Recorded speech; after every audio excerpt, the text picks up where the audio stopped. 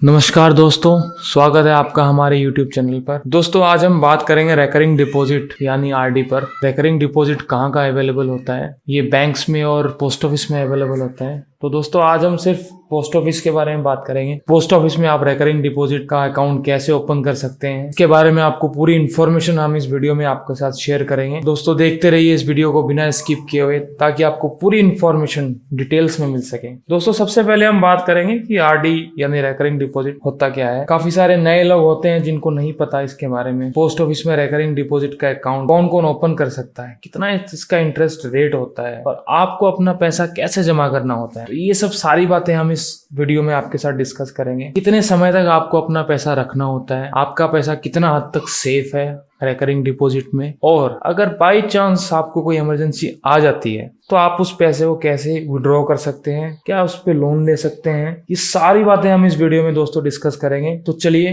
शुरू करते हैं। दोस्तों सबसे पहले हम स्टार्ट करेंगे कि रेकरिंग डिपॉजिट क्या होता है और ये कहाँ का अवेलेबल होता है। दोस्तों रेकरिंग डिपॉजिट बैंक्स में, पोस्ट ऑफिस में अवेलेबल होता है। तो आज हम क्योंकि पोस्ट ऑफिस को ही कवर करेंगे तो आज हम बातें सारी पोस्ट ऑफिस के बारे में करेंगे। बैंक्स में भी अवेलेबल होता है, उसमें भी आप ओपन कर सकते हैं। दोस्तों रेकरिंग डिपॉजिट का मतलब होता है कि एक लमसम अमाउंट, सपोज हम 1000 लेके चलते हैं, अमाउंट 1000 का अमाउंट आपको मंथ में एक सेम डेट तक, दोस्तों आज हम लेके चलते हैं, लेट्स से कि वो अमाउंट 1000 है, आप 1000 रुपीज मंथली इन्वेस्ट करना चाहते हैं रेकरिंग डिपॉजिट में। दोस्तों ये एक तरीके का इन्वेस्टमेंट ही है जहां आपका मनी सेफ रहता है। दोस्तों सबसे पहले हम शुरू करते हैं व्हाट इज आरडी यानी recurring deposit. Recurring deposit banks में और पोस्ट ऑफिस में अवेलेबल होता है। आज हम सिर्फ पोस्ट ऑफिस के बारे में डिस्कस करेंगे, बैंक्स के लिए हम नई वीडियो बनाएंगे। तो दोस्तों सबसे पहले हम पोस्ट ऑफिस के बारे में बात करेंगे, हम इसमें पैसा कैसे जमा कर सकते हैं। दोस्तों एक मैं आपको लमसम आइडिया दे देता हूँ कि सपोज आप जो अमाउंट जमा कर रहे हैं वो है 1000 का मंथली। तो इस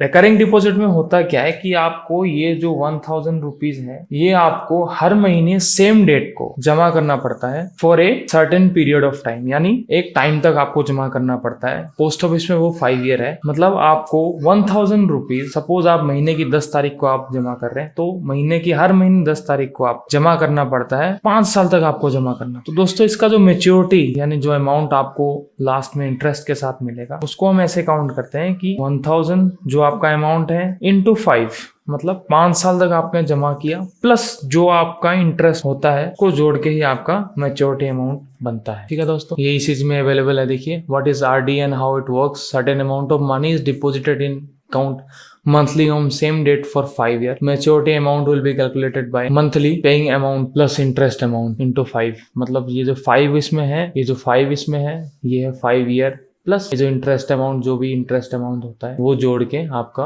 रेकरिंग का मैच्योरिटी बनता है। इसके बाद आता है दोस्तों ये अकाउंट कौन कौन ओपन कर सकता है। कोई भी सिंगल पर्सन जॉइंट अकाउंट आप ओपन कर सकते हैं, कोई भी 2 या 3 पर्सन मिलके उसका जॉइंट अकाउंट ओपन हो जाता है। कोई भी बच्चा जो भी माइनर हो अपने गार्जियन के नाम पे ये ओपन हो सकता है, या फिर कोई बच्चा जो 10 साल से अबव हो वो अपने नाम पे रेकरिंग डिपॉजिट ओपन कर सकता है। इसके बाद आता है दोस्तों how many accounts one person can open, मतलब एक आदमी के नाम पे कितने अकाउंट हो सकते हैं। तो दोस्तों इसकी कोई लिमिट नहीं है। सपोज आपने आज एक अकाउंट खुलवाया, आप महीने के 1000 रुपए जमा कर रहे हैं, आपको ऐसा लगा कि 6 महीने बाद मेरे पास कहीं से पैसे आ गए, मेरा इनकम सोर्स बढ़ गया, मुझे और पैसे जमा करने हैं, आप ये जो आपने पहला अकाउंट खोला था 1000 का, उसमें उसको आप नहीं बढ़ा सकते उस अमाउंट। उसके अलावा आप एक दूसरे अकाउंट खोल सकते हैं, उसमें आप अपना 1000 या 2000 जो भी है आपका जो एक्स्ट्रा इनकम है उसको आप एक नई खोल सकते हैं अकाउंट, यानी आपके 2। फिर आपको 1 साल बाद लगता है कि मुझे एक और खोलना है, आप एक और, ऐसे आप कितने भी अकाउंट को ओपन कर सकते हैं, उसकी कोई लिमिट नहीं है। तो दोस्तों डिपॉजिट लिमिट एंड रूल्स, इसके क्या लिमिट्स होते हैं और क्या रूल्स होते हैं। रेकरिंग डिपॉजिट का अकाउंट खोलना है तो आपको कैश या चेक से अमाउंट पे करनी होती है। जो इसकी मिनिमम अमाउंट है वो है 100 रुपये, वो है 100 रुपीज पर महीना। इससे नीचे आप नहीं कर सकते, आपको मिनिमम अमाउंट 100 रुपीज रखना ही पड़ेगा। और मैक्सिमम की कोई लिमिट नहीं है, देखिए कोई लिमिट नहीं है मैक्सिमम की, मैक्सिमम आप कितने भी जमा कर सकते हैं। लेकिन दोस्तों जो आप लिमिट इसमें सेट करेंगे, सपोज आपने 1000 की कर ली, हम 1000 को लेके चल रहे हैं, 1000 की कर ली, आपने 2000 की कर ली, तो जो 2000 का जो आपको अमाउंट है वो आपको कंटिन्यू पे करना है 5 ईयर तक। तो दोस्तों जो एवरेज है जिसकी सैलरी अराउंड 30-40,000 50,000 फिक्स सैलरी है, उनको मैं यही रिकमेंड करूंगा कि आप एक ऐसे अमाउंट रखें जिसको आप 5 ईयर तक कंटिन्यू पे कर सकते हैं। अगर हम इसको कंटिन्यू नहीं करते हैं, हम बीच में रोक देते सकते हैं, उसके बारे में भी हम डिस्कस करेंगे, वो हम आगे डिस्कस करेंगे। दोस्तों इसके जो डिपॉजिट के साइकिल होते हैं वो 2 साइकिल होते हैं। पहला साइकिल होता है 1 to 15 और दूसरा होता है 16 to end of the month. ये मंथ है ये दोनों, मतलब आप 1 तारीख से लेके 15 तारीख के बीच में कभी भी जमा कर सकते हैं और 16 से लेके 30 या 31 तक कभी भी दूसरे टाइम में जमा कर सकते हैं। ठीक है दोस्तों, अब हम बात करेंगे अगर हमने अमाउंट डिपॉजिट टाइम पे नहीं किया या फिर हमने डिले कर दिया 1 महीना 2 महीना, दोस्तों उस पर हमारी पेनल्टी होती है। पोस्ट ऑफिस में 1% की पेनल्टी होती है। ये जो 1% है, 1% deposit penalty plus deposit amount for all months और एक्सटेंडेड पेनल्टी। इसका मतलब ये दोस्तों कि आपको जो पेनल्टी मिलती है वो 1% होता है ऑफ द अमाउंट। अगर आप 1000 रुपए महीने के जमा कर रहे हैं, आपने सपोज 2 मंथ आपने जमा नहीं किया दोस्तों, तो आपकी जो पेनल्टी लगेगी वो 10% की लगेगी ऑन 1000, जो आपका प्रिंसिपल अमाउंट है। यानी 1010 रुपए आपको की पेनल्टी होगी 1 महीने के लिए। अगर आपने 2 महीने किए तो आपकी 2020 रुपए पेनल्टी के साथ आप इसको पे करके दोबारा इसको कंटिन्यू कर सकते हैं। या फिर जो आपकी मैच्योरिटी है उसको आप, अगर आपने 2 महीने लेट कर दिया, ठीक है, तो आप उसको जो उसकी मैच्योरिटी डेट है, सपोज उसकी मैच्योरिटी डेट 5 ईयर है, तो उसको आप 5 ईयर 2 मंथ कर सकते हैं अगर आपको पेनल्टी 1% पे नहीं करनी है तो। अब दोस्तों अगर आप 4 महीने तक आपने डिसकंटिन्यू किया तो क्या होगा? तो दोस्तों क्या होगा अगर आपने 4 महीने तक अपना अकाउंट में पैसे पे नहीं किए, कंडीशन में आपका अकाउंट सस्पेंड कर दिया जाएगा और जो भी उसकी मैच्योरिटी अमाउंट होगी वो आपको मैच्योरिटी के टाइम पे दे दी जाएगी, जिसपे इंटरेस्ट बहुत ही कम होता है। तो दोस्तों ऐसा बिल्कुल भी ना करें। उससे बेटर है कि आप जो भी आपका पेनल्टी है 10%, तो दोस्तों अगर आपने वही 4 महीने तक आपने डिसकंटिन्यू कर दिया वो अकाउंट, आपने पैसे नहीं भरे उसमें, तो उस कंडीशन में आपका जो अकाउंट है वो सस्पेंड कर दिया जाएगा और जो भी उसकी मैच्योरिटी अमाउंट होगी उसमें बिल्कुल ही कम इंटरेस्ट आपको मैच्योरिटी के टाइम पे मिलेगा। तो दोस्तों ऐसा बिल्कुल भी ना करें।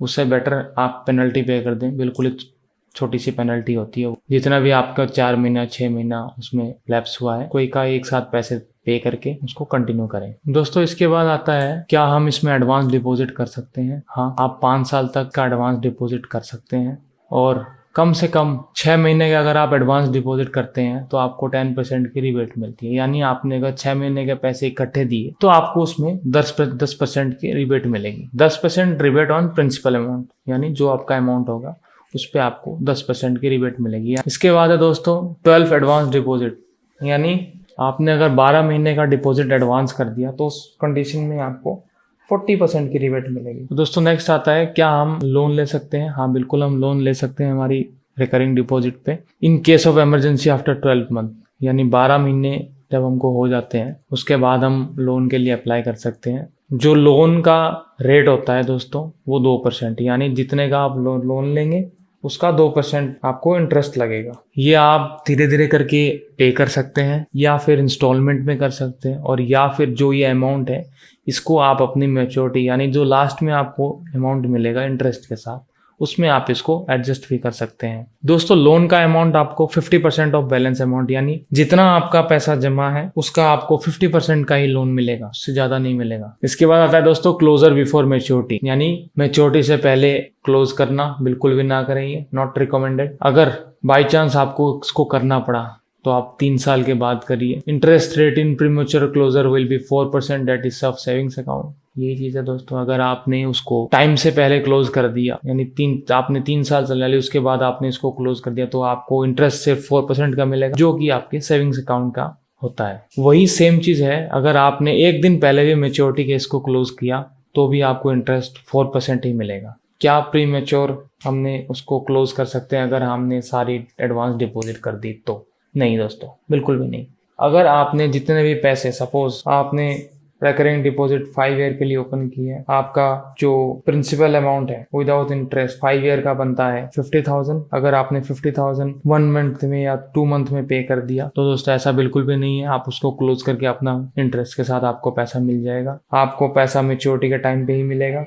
अगर आप उसको पैसा पूरा पे करके टाइम से पहले विड्रॉ करते हैं, प्री मैच्योर क्लोजर करवाते हैं, तो आपको उसी में 4% का इंटरेस्ट मिलेगा। अगर आपने इसको टाइम पे क्लोजर नहीं करवाया, आपने टाइम तक चलने दिया, तो आपको जो भी उसका इंटरेस्ट रेट होगा उसी के अकॉर्डिंग आपको वो पैसे मिल जाएंगे। तो दोस्तों प्री मैच्योर क्लोजर मत करवाइए, ये बिल्कुल भी रिकमेंडेड नहीं है। आप पैसे पे कर सकते हैं एडवांस में, जल्दी जल्दी पे करके उसको खत्म कर सकते हैं, लेकिन हाँ प्री मैच्योर क्लोजर मत करवाइए। इसके बाद आता है दोस्तों emergency.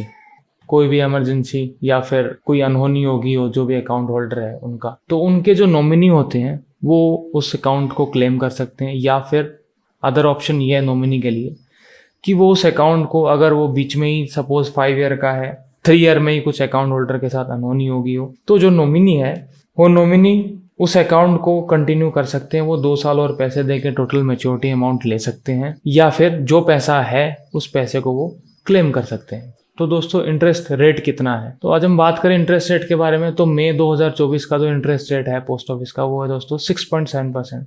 Tax and TDS, no deduction under ATC. अगर आप इसमें टैक्स बेनिफिट लेना चाहते हैं दोस्तों, इसमें नहीं मिलेगा आपको एटीसी के अंडर में। जो इसका टीडीएस होता है वो 10% होता है और 20% इफ अबव 40,000। अगर 40,000 से अबव है तो आपका 20% टीडीएस करता है। वही चीज़ सीनियर सिटीजन के मामले में ये 40,000 का अमाउंट 50,000 बन जाता है, जिसमें उनको 20,000 का टीडीएस कटता है। तो दोस्तों यही थी रिकरिंग डिपॉजिट क्या होता है, क्या इंटरेस्ट रेट, क्या डिटेल्स होती है। कंप्लीट डिटेल इन्फॉर्मेशन आपको मिली है दोस्तों। कमेंट में जल्दी से बता दीजिए कि आपको नेक्स्ट वीडियो किस टॉपिक पे चाहिए, हम जल्दी उसकी तैयारी करके उसकी डिटेलिंग आपको जल्दी प्रोवाइड करवाएंगे। तब तक दोस्तों थैंक यू, जय हिंद।